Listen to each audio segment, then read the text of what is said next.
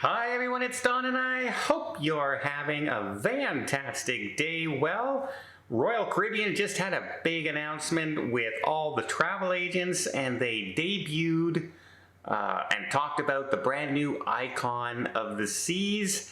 And one of the things they talked about was the family suite on board, including the price. Wait till I tell you this one. And also we had Virgin Cruise Lines. If you're sailing today on Virgin Cruise Lines Scarlet Lady, you just got notified your itinerary, it's changed.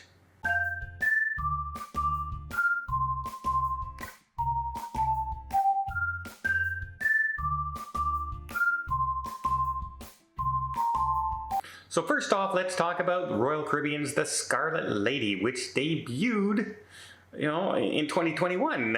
It's a brand new ship. It's only a couple years old, and it's undergoing routine maintenance right now on the engines, or one of the engines, and passengers were just notified that they have a change in their itinerary. They were supposed to go to Puerto Plata in the Dominican Republic and then Bimini in the Bahamas, and now instead of that they're going to go to Grand Turk of Turk and Caicos. Well, they're still going to Bimini, they're just not going to the Dominican Republic.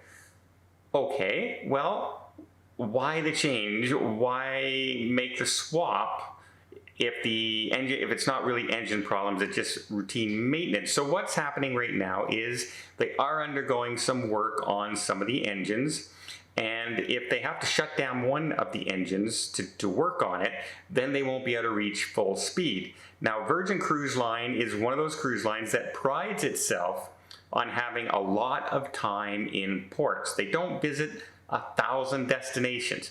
They go to 2, maybe 3 ports, depending on the length of the cruise, and they spend extra time in those ports, which their passengers really love. Sorry, their sailors really love. So they have made this change to go there to a unique destination because it's closer, and they can still spend a long time in the port. So I don't think too many passengers are going to be upset about this. Obviously, just swapping one port for another doesn't sound like they're going to offer any onboard credits or anything like that, and I don't really feel they need to. As long as they're going to a destination and they are, in fact, it's a rarer destination. Less people actually go there to Grand Turk than go to Puerto Plata. So I think it's a good switch, and I think it's a very good compromise. Instead of just saying, hey, we can't get there, we're going to spend an extra day at sea, which is sometimes what a lot of cruise lines will end up doing. Okay, yesterday I attended a conference call, where Royal Caribbean was out and they were talking about the icon of the seas. And they were showing off the construction, which is amazing. Like, when you look at the size of these ships and the details and all the people working in a coordinated effort to build something like this, and it still baffles me to this day. I'm not a physics person, so don't get me wrong. But you make a big piece of metal, you make it as heavy as possible, and then you put it in the water and it floats. It still amazes me. And then you throw a bunch of people on it besides that. But the icon is looking pretty distinct. They are talking about a lot of different areas, new dining venues.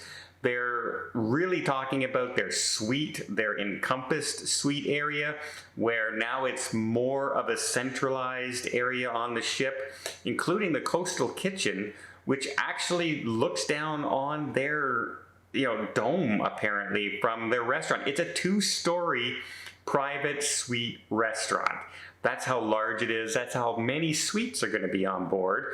Also, the Icon of the Seas is going to have some of those infinite veranda balconies, which means they don't actually have a balcony. They have that sliding glass wall that comes down halfway, and it's built into part of your room.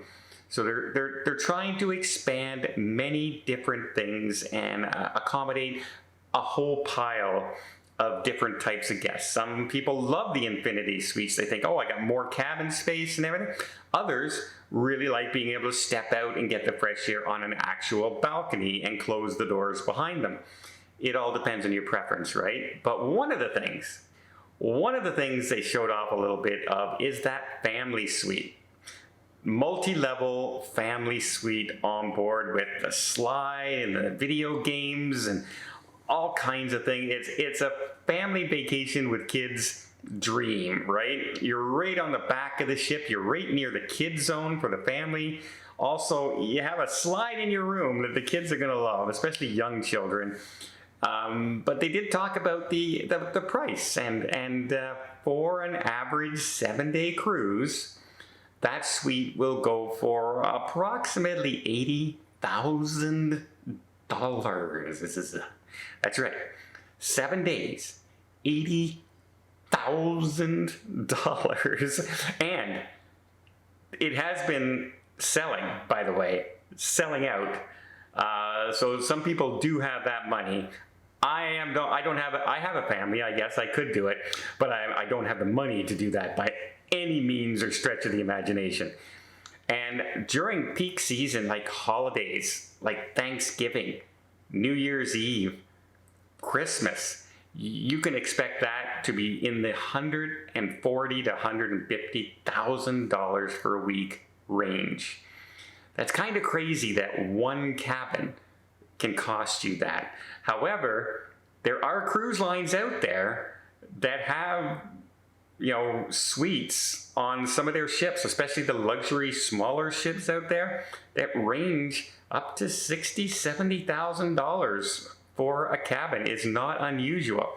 So to be in the biggest suite on the biggest ship in the world might be just a little bit of bragging rights to your friends if you have that kind of money. I can never imagine myself being able to spend that kind of money. I'll tell you right now, I would have to win like $70 million, and then maybe I would do it for a special occasion, right? But wow, it's crazy how the biggest ship in the world also has some of the biggest prices in the world. But the ship itself does look beautiful. They are revving it up. They are talking about all the new entertainment going to be on board. And I have my fingers crossed that it's all ready. It's all ready. I just told you about the Norwegian Viva and how 2 of their 3 shows on board aren't ready yet. That's really disappointing. When I was on the Wonder of the Seas, 3 of their 3 shows weren't ready yet. So I'm really, really hoping that the Icon of the Seas launches with everything running, and it still has a lot of work to get. I'm seeing the construction out there. I'm still seeing a lot of places, a lot of things to do.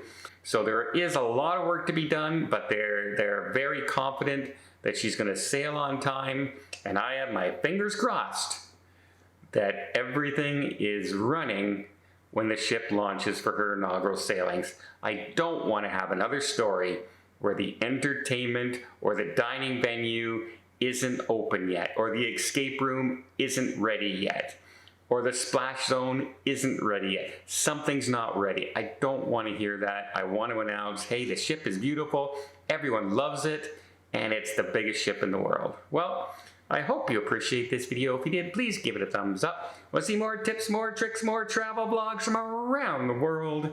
Hit that subscribe button. Till next time, have yourself a safe and a great vacation.